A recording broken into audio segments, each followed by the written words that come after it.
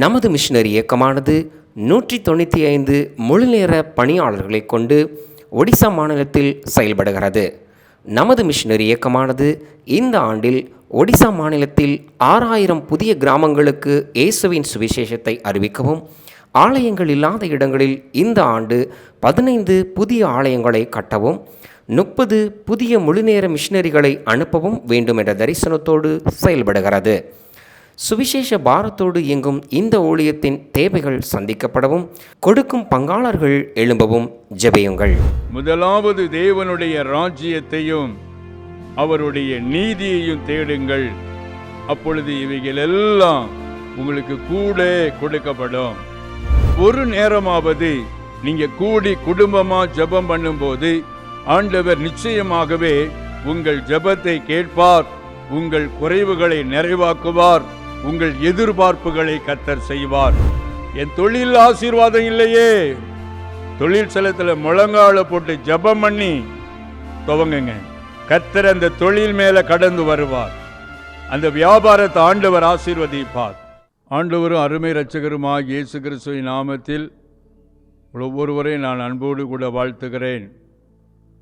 இந்த நாளிலும் நாம் தியானத்துக்காக எடுத்துக்கொண்ட வேத பகுதி மத்தேயு சுவிசேஷத்தின் புஸ்தகம் 6வது அதிகாரம் 33வது வசனம். முதலாவது தேவனுடைய ராஜ்யத்தையும் அவருடைய நீதியையும் தேடுங்கள், அப்பொழுது இவைகளெல்லாம் உங்களுக்கு கூட கொடுக்கப்படும். இவைகள் எல்லாம் உங்களுக்கு கூட கொடுக்கப்படும். பிரியமானவர்களே, இவைகள் என்று ஆண்டவர் சொன்ன அந்த வார்த்தை உங்களுடைய இருதயத்தில் இருக்கக்கூடிய எதிர்பார்ப்புகள், தேவைகள்.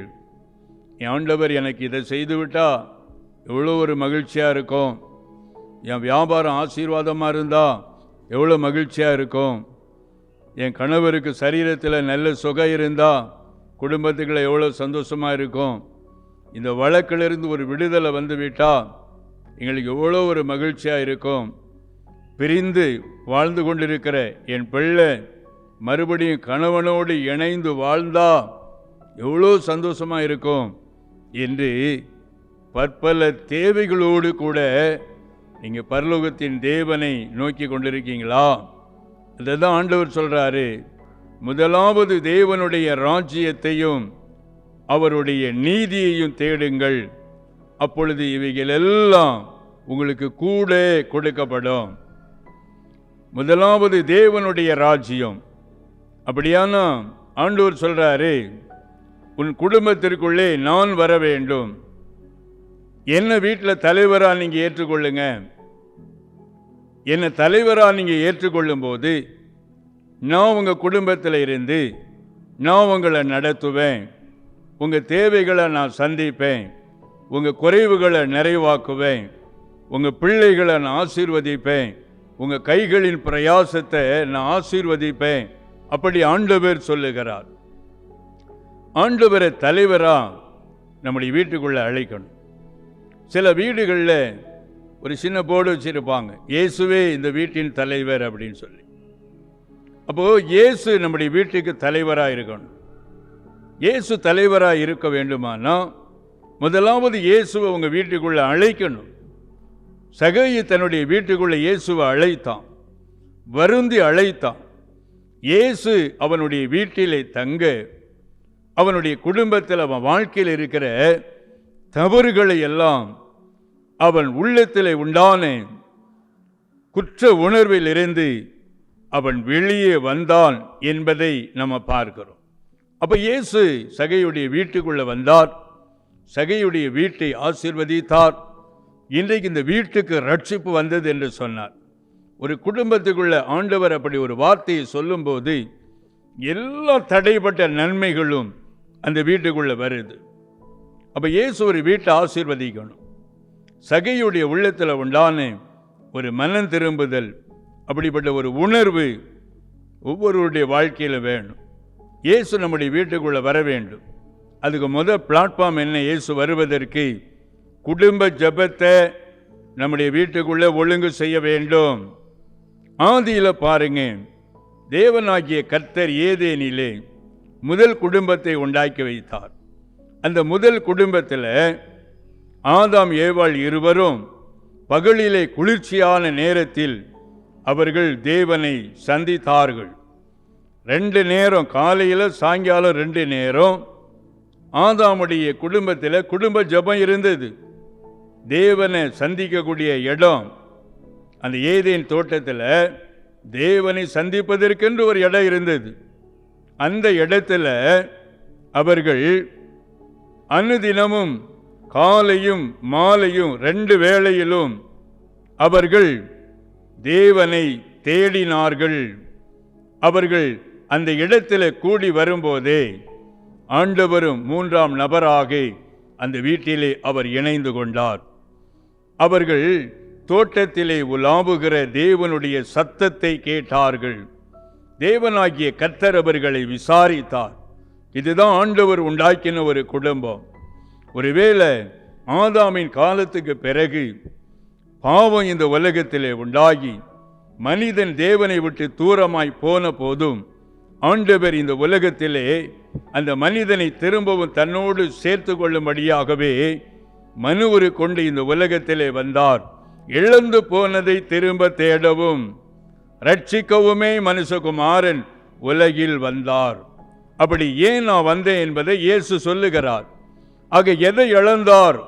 ஆதியிலே ஆதாமின் அன்பை இழந்த தேவன் மனுக்குலத்தோடு உள்ள உறவை புதுப்பித்துக் கொள்ள மனிதனாய் இந்த உலகத்தில் வந்தார். மனிதனுடைய பாவத்திற்காக சிலுவையிலே ரத்தம் சிந்தினார். ரத்தம் சிந்துதல் இல்லாமல் பாவ மன்னிப்பு இல்லை என்று வேதம் சொல்லுகிறபடியே நம்முடைய பாவத்திற்காக அவர் இரத்தத்தை சிந்தி தேவனோடு மனிதனை ஒப்புரவாக்கினார். பிரியமானவர்களே, ஒரு வீட்டுக்குள்ள குடும்ப ஜெபம் தேவை. ஒரு நாளையில் 2 நேரம் ஜெபம் பண்ணணும்னு வேதம் சொல்லுது. ஆனால் ஒரு நேரமாவது நீங்கள் கூடி குடும்பமாக ஜெபம் பண்ணும்போது ஆண்டவர் நிச்சயமாகவே உங்கள் ஜெபத்தை கேட்பார், உங்கள் குறைவுகளை நிறைவாக்குவார், உங்கள் எதிர்பார்ப்புகளை கர்த்தர் செய்வார். இந்த காரியத்தில் நீங்கள் குடும்ப ஜெபத்தை தள்ளி போடவே கூடாது. வெற்றியுள்ள கிறிஸ்துவ குடும்பங்கள், ஆசீர்வதிக்கப்பட்ட குடும்பங்கள், அதையெல்லாம் நீங்கள் உற்று பாருங்க. கண்டிப்பாக அந்த வீட்டுக்குள்ளே குடும்ப ஜெபம் இருக்கும். குடும்ப ஜெபம் வரும்போது ஆண்டவர் அந்த குடும்பத்தின் மீது மனதுருக்கம் கொண்டு இறங்குகிறார். பிரியமானவர்களே, நான் ரட்சிக்கப்படுவதற்கு முன்பாக என்னுடைய குடும்பத்தில் ஒரு பெரிய இழப்பு உண்டானது. ஆசீர்வாதமெல்லாம் குடும்பத்தை விட்டு கடந்து போய் பெரிய தரித்திரம் வீட்டுக்குள்ளே வந்தது. கடன் பாரம், மிகப்பெரிய பார சுமை. சொந்த வீட்டையெல்லாம் விற்பனை செய்து ஒரு வாடகை வீட்டில் நாங்கள் குடியிருந்தோம்.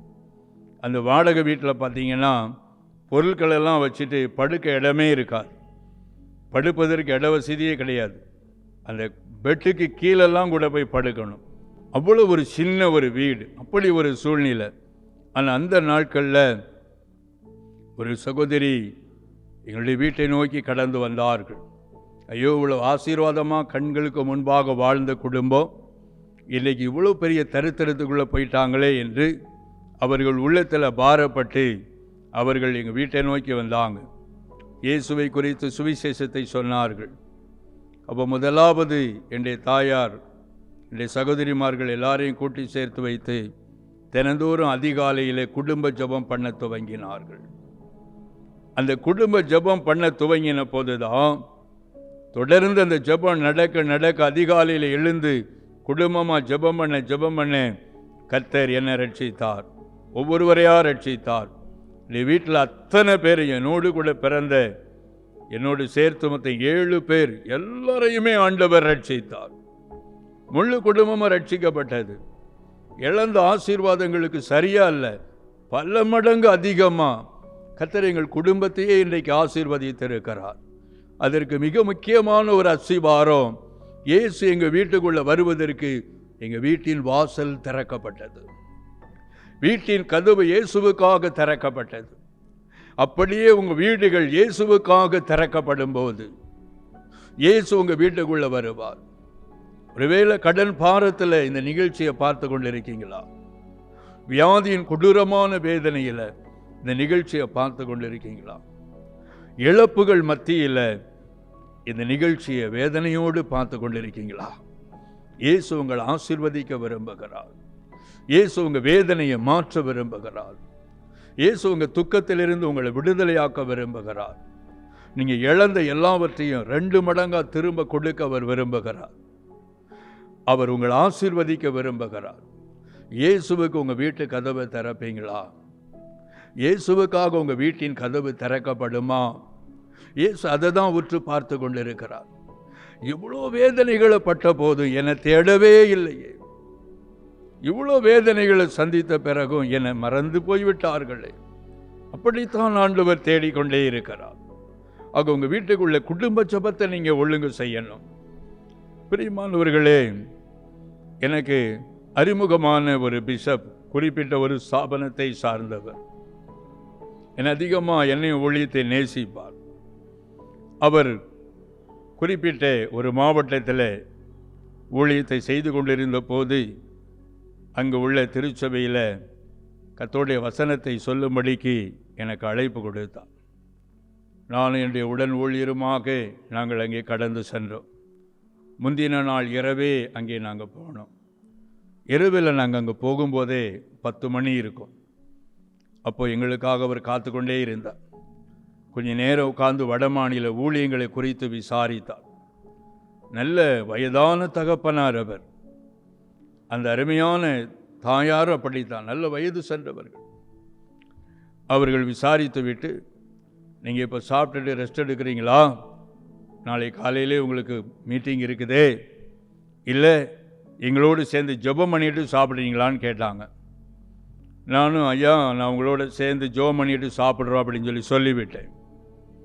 அவர் சொன்னார், எங்கள் குடும்ப ஜெபம் சாதாரணமாக இருக்காது. நாங்கள் 1 மணி நேரம் ஜெபம் பண்ணுவோம். அதில் பாடல் இருக்கும், வேதத்தை நாங்கள் தியானிப்போம், எல்லா காரியங்களுக்காகவும் ஜெபிப்போம். 1 மணி நேரம் எங்களோடு இணைந்திருக்க சரியான்னு சொல்லி கேட்டார்.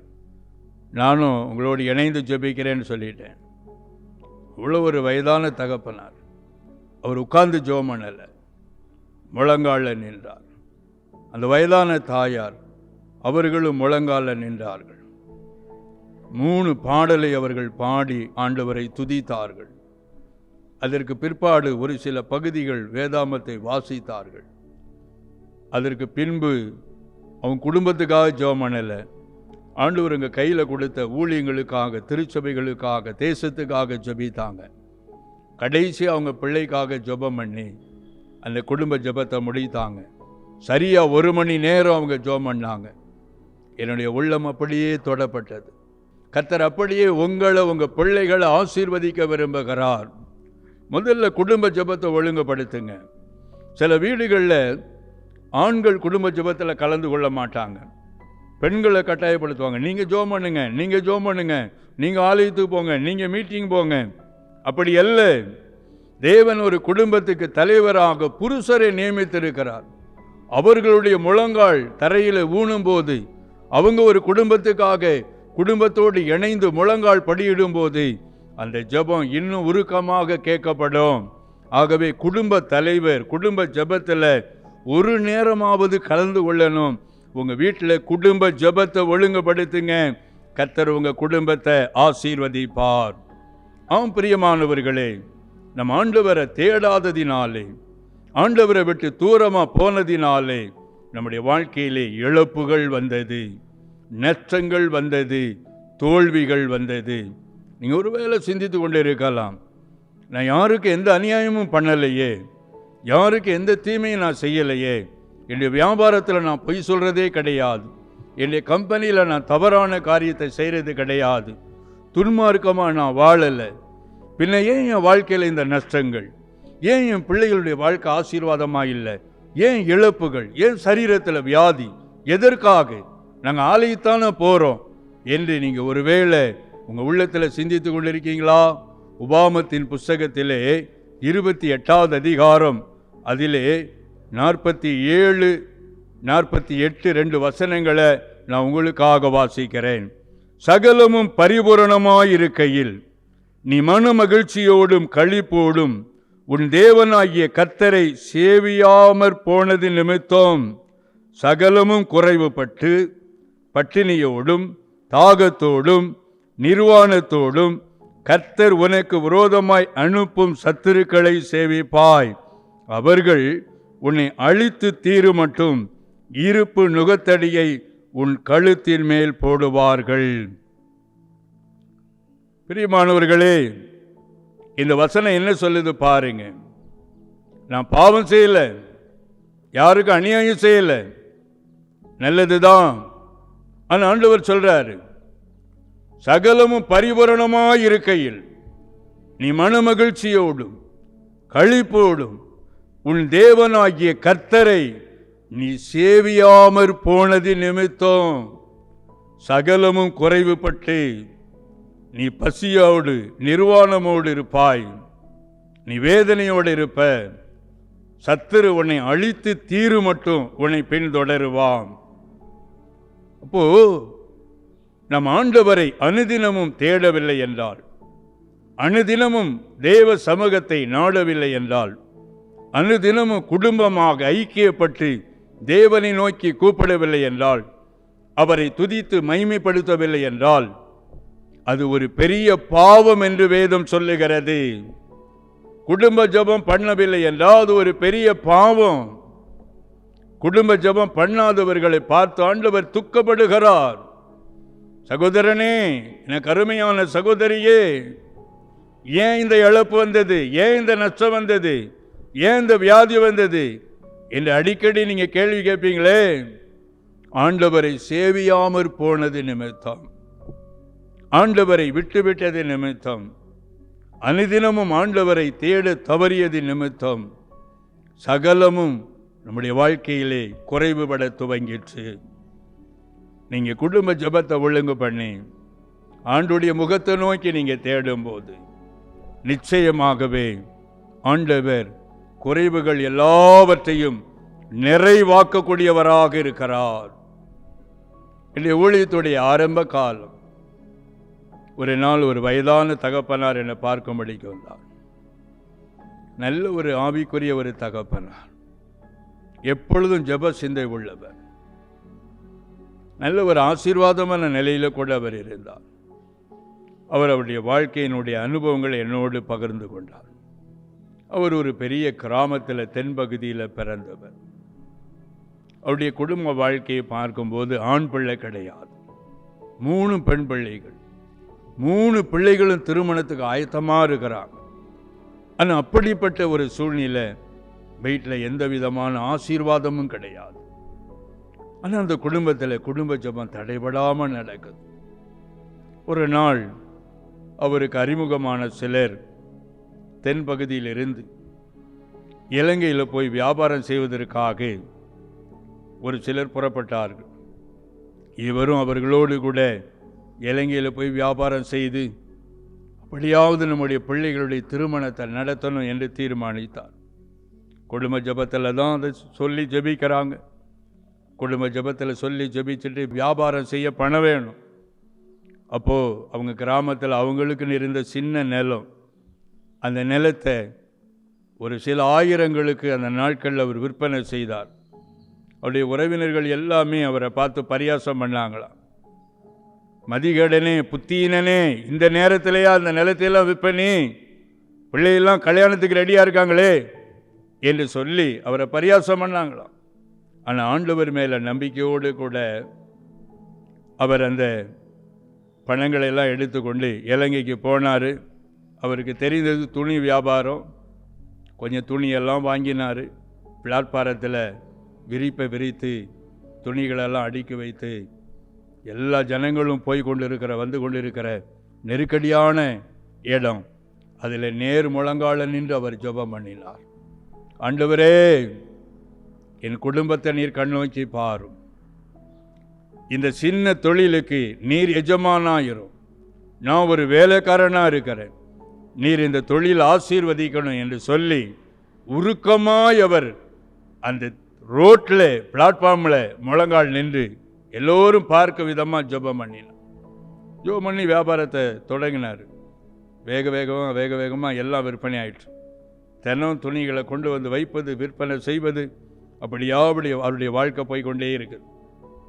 ஒரு நாள் அப்படி வியாபாரம் அவர் பண்ணி ரொம்ப மும்மரமாக விற்பனை செய்து கொண்டு இருக்கும்போது அந்த ரோட்டின் எதிர்முனையில் ஒருவர் நின்று இவரை பார்த்து கொண்டே நின்றார்.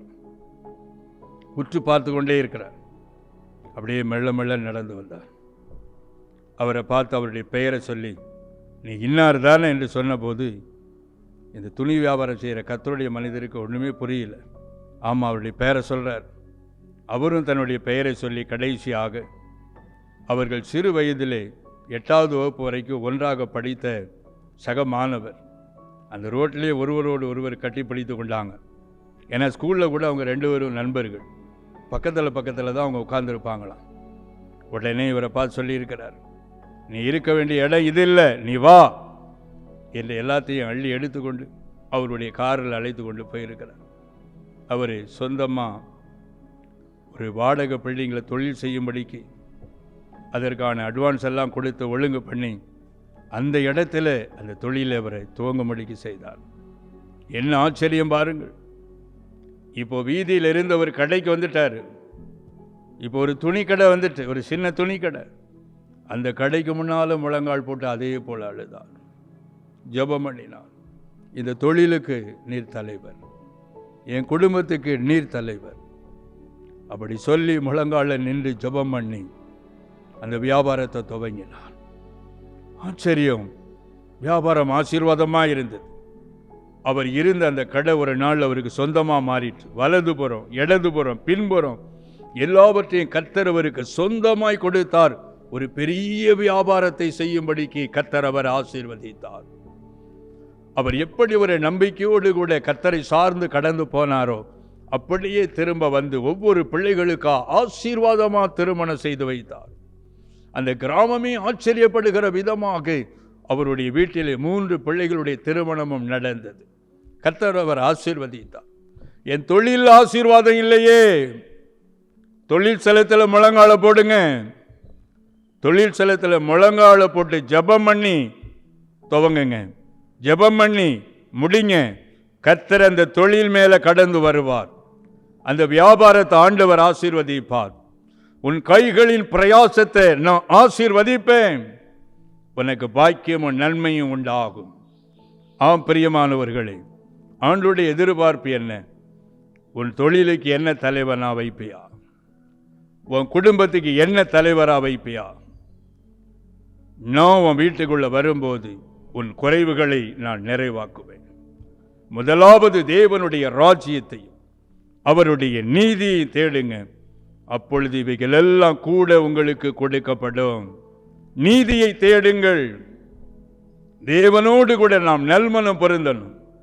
தேவ சமூகத்தில் நிற்கும் போது குற்ற உணர்வு உங்களுக்குள்ளே இல்லாதபடிக்கு பாருங்க. எந்த இடத்திலெல்லாம் உங்க உள்ளத்தில் ஆண்டவர், நீ இந்த இடத்துல தவறு செய்கிற, நீ இந்த இடத்துல ஒரு தவறு செய்து கொண்டே இருக்கிற, இதுல நீ ஒரு பாவம் செய்கிற, நீ பாவி என்று ஆண்டவர் உங்களை எந்த இடத்திலெல்லாம் உணர்த்தி காண்பிக்கிறாரோ அந்த இடத்திலிருந்து நீங்க மனம் திரும்பும் போது கர்த்தர் உங்களை ஆசீர்வதிப்பார். ஆண்டவரோடு கூட ஒரு நல்ல மனசாட்சி உங்களுக்கு தேவை. ஆண்டவரோடு கூட ஒரு நல்ல ஐக்கியம் தேவை. அதை நீங்க செய்யுங்க, ஆண்டவர் உங்களை ஆசீர்வதிப்பார். நீங்கள் இந்த உலகத்தில் வரலை, தேவனே இந்த உலகத்தில் உங்களை கொண்டு வந்தார். உங்கள் குடும்பத்தை தேவனே உங்களுக்கு கொடுத்தார். பிள்ளைகள் அவர்தான் கொடுத்தார். எல்லாவற்றையும் ஆண்டவர் தான் கொடுத்திருக்கிறார். அவரால் உங்களை ஆசீர்வதிக்க முடியும், அவரால் தான் ஆசீர்வதிக்க கூடும். ஆகவே அந்த ஆண்டவரை நோக்கி நீங்கள் பாருங்க. ஆண்டவர் உங்கள் குறைவுகளை எல்லாம் உங்கள் வாழ்க்கையில் நிறைவாய் மாற்றுவார். ஆகவே குடும்ப ஜெபத்தை நீங்கள் ஒழுங்குபடுத்துங்க. உங்கள் குடும்பத்துக்குள்ள ஆண்டவர் இயேசு வருவதற்கு வாசல்கள் திறக்கப்படட்டும். வாசல்கள் திறக்கப்படும் போது ஆண்டவர் உள்ளே வருவார். அவர் உங்கள் வீட்டில் தலைவராக உட்காரும்போது எல்லாவற்றையும் அவர் விசாரிப்பார், அவர் நடத்துவார், அவர் போஷிப்பார், அவர் பாதுகாப்பார், அவர் எல்லாத்தையுமே செய்வார். ஆமென். நம்முடைய ஆண்டவர் மரித்து மண்ணோடு போனவர் அல்ல, உயிர்த்தெழுந்த ஆண்டவர். ஒரு ஜீவனுள்ள தேவனை நான் உங்களுக்கு பிரசங்கிக்கிறேன். உயிருள்ள ஆண்டவர், அவரை கூப்பிடும்போது இதோ நான் இருக்கிறேன் என்று மறு உத்தரவு கொடுக்கக்கூடிய கர்த்தர். நீங்கள் ஜெபம் பண்ணும்போது அந்த ஜெபங்களுக்கு ஆண்டவர் பதில் கொடுப்பார். ஆகவே குடும்ப ஜெபங்களை ஒழுங்குபடுத்துங்க, ஒருமனப்பட்டு இணைந்து ஜெபம் பண்ணுங்க. கர்த்தர் உங்களை ஆசீர்வதிப்பார். நான் உங்களுக்காக ஜெபிக்க போகிறேன். தகப்பனே, நன்றியோடு துதிக்கிறோம், ஸ்தோத்தரிக்கிறப்பா. இந்த வேலைக்காக நன்றி செலுத்துகிறேன்.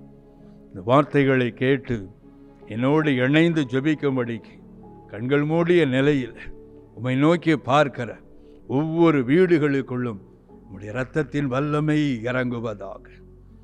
நான் இந்த இடத்திலே தவறி இருக்கிறேன், இங்கே தான் நான் குற்றம் செய்திருக்கிறேன், இது தவறு என்று உணர்ந்து இன்றைக்கு உம்மோடு கூட ஒப்புரவாகிற ஒவ்வொரு குடும்பங்களையும் நீர் ஒரு விசை கண்ணோக்கும்படியா நான் ஜெபிக்கிறப்பா. ஆண்டவரே, இந்த குடும்பத்தின் பிள்ளைகளுக்காக நீர் சிலுவை வரைக்கும் கடந்து செல்லி உடைய பிள்ளைகளை மகிழ்ச்சியாக்க நீர் வேதனையான சிலுவையை ஏற்றுக்கொண்டீர், கொடுமையான தண்டனையை ஏற்றுக்கொண்டு இரத்தத்தை சிந்தினீர். அந்த இரத்தத்தின் வல்லமை ஒவ்வொரு வீடுகளுக்குள்ளும் இறங்கட்டும். வீட்டின் நிலை கால்கள் எல்லாம் இயேசுவே உம்முடைய இரத்தம் இப்பொழுது பூசப்படட்டும், உடைய இரத்தம் இப்பொழுது பூசப்படட்டும். இந்த குடும்பத்தாரை நீர் இப்பொழுது கழுவீராக, உம்முடைய பிள்ளையாக ஏற்றுக்கொள்ளுவீராக. உண்மையாய் மனசாபப்படுகிற ஒவ்வொருவரையும் நீர் மன்னித்து இப்பொழுதே நீர் அவர்கள் ஆசீர்வதிக்கும்படியாக நான் ஜெபிக்கிறேன். குடும்ப ஜெபத்தை நான் ஒழுங்குபடுத்துவேன் என்று இருதயத்தில் தீர்மானம் எடுக்கிற ஒவ்வொருவர் மேலும் உம்முடைய வல்லமை இறங்கி வருவதாக. இயேசுவின் நாமத்தில் வல்லமை இறங்கி வருவதாக. அருமையான சகோதரனே, நல்லா இருந்த கால் என்ன நடந்ததுன்றே தெரியல. இரவில் நான் நல்லா தான் படுக்கைக்கு போனேன், ஆனால் காலையில் அந்த கால் செயல்படலை. அது இன்று வரைக்கும் செயல்படலை. எத்தனையோ மருத்துவரில் பார்த்தாயிற்று. ஏன் என்று புரியாதபடிக்கு ஆண்டவரை நோக்கி கூப்பிடுகிற சகோதரனே, இயேசு உங்கள் கால்களில் இருக்கிற கட்டுகளை அவிழ்த்து விட வல்லவர். இயேசுவே, இப்பொழுதே உம்முடைய அன்பும் மனதுருக்கமும் இறங்குவதாக. ஹல்லேலூயா. குடும்பங்கள் ஆளுகை செய்யும்படிக்கு போராடுகிற பொல்லாத மாந்திரிகத்தின் வல்லமை, ஏவுதல் வல்லமை, பில்லி சூனியத்தின் கிரியைகள் இயேசுவின் நாமத்தில் அழிக்கப்பட்டு போவதாக. இரவில் நித்திரை இல்லையே, இரவானா ஏன் வருகிறது என்று கவலையோடு இருக்கிற அருமையான சகோதரி, இயேசுடைய வல்லமை உங்க மேல இறங்கி வருது. இயேசுடைய வல்லமை இறங்கி வருது. கெட்ட கெட்ட சொப்பனங்கள், இரவில் ஒரே பயம், பயத்தின் வல்லமைகள் இயேசுவின் நாமத்தில் அழிக்கப்படுவதாக. வீடுகளுக்குள்ள இயேசுவின் ரத்தம் இப்பொழுது இறங்கட்டும். வெள்ளி சூனிய மாந்திரிகத்தின் வல்லமைகள், ஏவுதல் கிரியைகள் இயேசுவின் நாமத்தில் அழிக்கப்பட்டு போவதாக. இழந்த ஆசீர்வாதங்கள் வீடுகளுக்குள்ள திரும்ப வரட்டும் என்று நான் ஜெபிக்கிறப்பா. அப்பா, இறங்கட்டும், நன்மைகள் இறங்கி வரட்டும். உம்முடைய பிள்ளைகளை ஆசீர்வதிப்பீராக. கண்ணீர் யாவையும் துடைக்கிற கர்த்தர், உம்முடைய பிள்ளைகளுடைய கண்ணீரை நீர் துடைக்கும்படியா ஜெபிக்கிறேன். வாழ வேண்டிய பிள்ளை இன்னைக்கு வீட்டில் பாருங்க, பிள்ளையோடு தனித்திருந்து கண்ணீரோடு இருப்பது அறிவீர். பெற்றோருக்கு எவ்வளோ ஒரு துக்கம். ஆண்டவரே, பிரிவினைக்கு மத்தியில் உம்முடைய ரத்தம் இறங்கி வரட்டும். சகலவித ஆறுதலின் தேவன் குடும்பத்துக்குள் ஆறுதலை கொண்டு வருவீராக. சாத்தானுடைய கிரியைகள் இயேசுவின் நாமத்தில் அழிக்கப்படட்டும். குடும்பங்கள் ஆளுகை செய்கிற பிசாசின் வல்லமைகள் வீடுகளை விட்டு வெளியேறட்டும் என்று இயேசுவின் நாமத்தில் கட்டளையிட்டு ஜெபிக்கிறேன். நல்லவரே, நன்றி செலுத்துகிறப்பா. ஒவ்வொருவரையும் நீர் ஆசீர்வதிக்கிறதற்காக நன்றி. ஒவ்வொருவரையும் உடைய வல்லமையினால் நிரப்புகிறதற்காக நன்றி. ஒவ்வொரு வீட்டிலும் கூப்பிடுகிற ஒவ்வொரு வீட்டிலும் நீர் இறங்கி தலைவராக நீர் ஆளுகை செய்ய போகிறதற்காக ஸ்தோத்தரிக்கிறேன். உடைய கரங்களில் நான் குடும்பங்களை ஒப்புக் கொடுக்கிறேன், ஒவ்வொருவரை ஒப்புக் கொடுக்கிறேன். ஆண்டவர் பொறுப்படுங்க. இயேசுவின் நாமத்தில் பிதாவே, ஆமேன். 1998ஆம் ஆண்டு ஆரம்பிக்கப்பட்ட நமது கல்வாரி சுவிசேஷ மிஷனரி இயக்கமானது ஒடிசா மாநிலத்தை தலைமையிடமாக கொண்டு ஒடிசா மாநிலத்தில் 6 மாவட்டங்களில் 176 மிஷனரிகளை கொண்டு 13 இன மக்கள் மத்தியில் ஒவ்வொரு மாதமும் 500 புதிய கிராமங்களை சந்திக்க வேண்டும் என்ற மேலான தரிசனத்தோடு சுவிசேஷ பணியினை செய்து வருகிறது. தேவனுடைய ஆலயங்கள் இல்லாத இடங்களில் தேவனுடைய வார்த்தை அறிவித்து நமது ஊழியத்தின் மூலம் ஆலயங்கள் கட்டப்பட்டு வருகிறது. ஒடிசாவில் வாலிபர் முகாம், சிறுவர் முகாம், விடுதலை முகாம் மூலமாக எண்ணற்ற மக்களுக்கு தேவனுடைய வார்த்தையானது அறிவிக்கப்பட்டு வருகிறது. அறியப்படாத இடங்களில் தேவனுடைய வார்த்தையை அறிவிக்கும் நமது மிஷனரி ஊழியத்தில் இன்னும் அதிகமான மிஷனரி பணியாளர்கள் எழும்பப்படவும், ஒடிசா மொழியில் தேவனுடைய பரிசுத்த வேதாகமத்தை கொடுக்கும் நன்கொடையாளர்கள் எழும்பவும் ஜெபித்துக் கொள்ளுங்கள்.